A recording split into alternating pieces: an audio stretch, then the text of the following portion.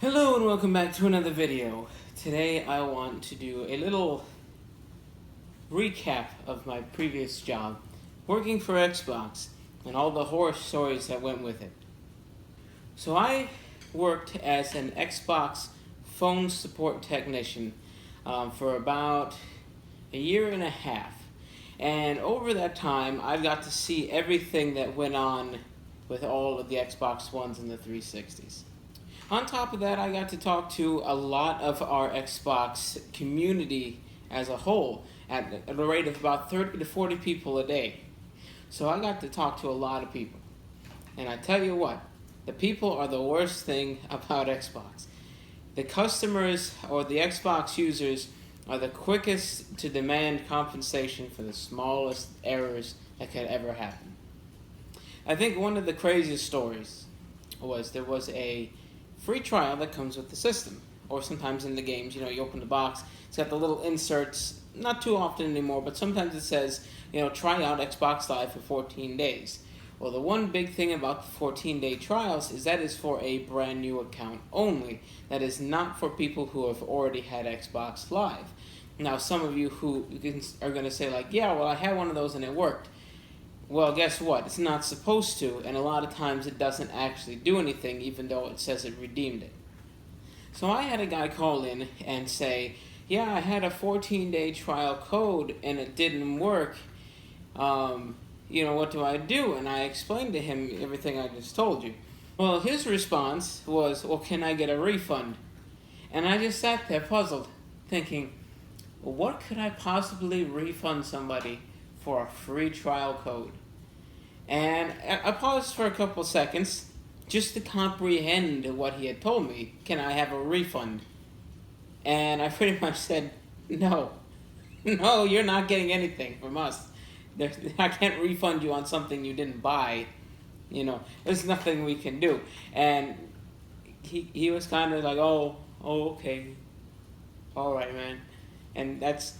a lot of times that's how the calls ended. It's okay, I didn't get to scam you today. I'll call back in an hour, get somebody else and see if they're stupid.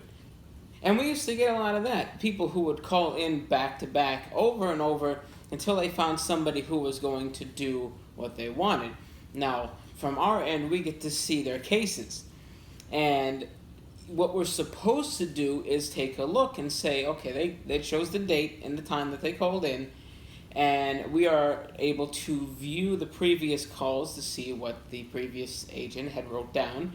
And I've gotten some where it said, like 3 or 4 times back to back, the customer called in asking for a free month of Xbox Live for the same sob story every time, which didn't qualify him for anything. But he was trying to find somebody who would sympathize with him and give him some free Xbox Live. So don't think you're pulling something over on us, because we know what you try to do. We know your little tricks. There are little things that I shouldn't give out when I won't, that can qualify you for some, free stuff that we are nice enough to hand out when you do certain things, but not just because, my internet was broken for the past 2 months and I lost my Xbox Live. Well, your internet was broken. It's not your Xbox. It's not our service. Your internet is broken. That's not our problem. Now, besides the customers, the only other thing that I had to say that I really learned about the Xboxes is where their weak points are. The 360, the original models of the 360 had a red ring of death. The later models have problems with their Wi-Fi cards and their internet cards just dying on them. The other thing, the big thing that I'm seeing is going to be the big Xbox 360 killer, is all the internal memory units, not hard drives, but the memory units, the 4 gigabyte models, the ones that are like built in, what they call the Connect models. Those memory units are dying very fast. And what you will see is it'll say that an update is required and it has failed, and it won't give you any choices but to try again. And you go to try again, and it doesn't work. That's a lot of times what you see. Sometimes if you're lucky, you'll still be on the home screen, and you'll just say that your memory unit has unformatted itself, and then you'll go and format it, and then you'll restart it, and then it'll be unformatted again. So that's a big problem with that. For the Xbox Ones, their big problems seem to have varied over the years. The original model had a problem with the disk drive going in and out, and the power supply box could fail. But other than that, the system itself was pretty sturdy, pretty well ventilated, no problems. However, the One S model is pretty much junk. I don't recommend anybody getting an S model.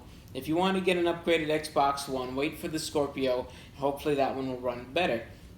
The big problem is they have not fixed the disk drive issues or the power supply issues. However, they consolidated everything into one system. So now the power supply is not on the cord. So you can't just call us up and say, yeah, my power supply isn't working. Okay, in warranty, we replace it. Out of warranty, it's like $50, and we'll send you a new one. Not anymore. Now it's built into the system. So if the power supply parts break, your whole system is gone.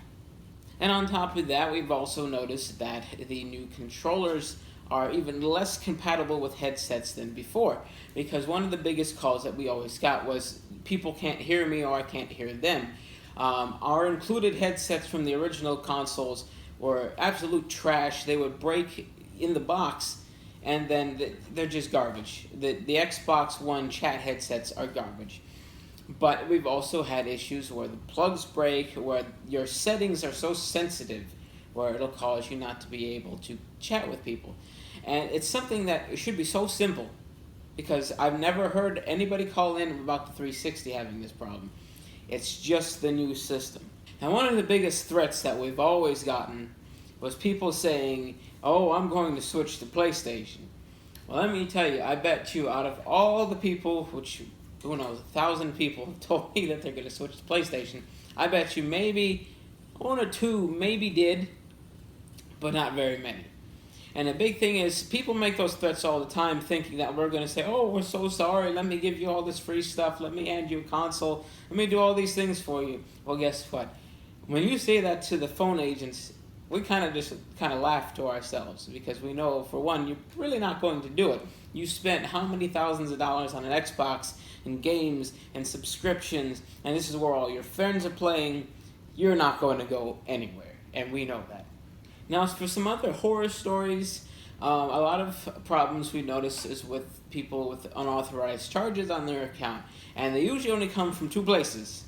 One is children, and two is China. Now, children usually get a hold of their parents' card, or they talk them into giving them Xbox Live, so it's great. The parents just get them Xbox Live with the credit card, and they kind of leave it there, and they don't think anything of it. The crazy story I had was a guy called in. He was a businessman. He traveled everywhere. He had a really big business credit card that he used for his company and all his flying and business expenses.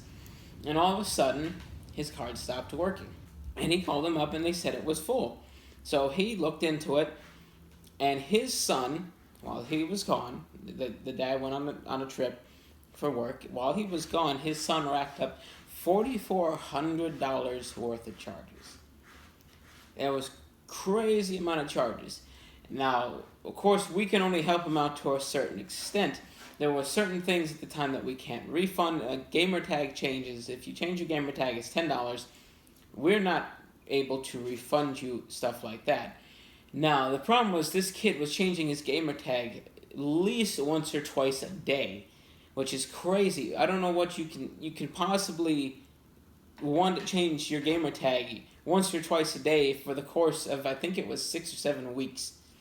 So you got to think about it like that. 6 or 7 weeks. That's 49. Maybe change your gamer tag 80 times.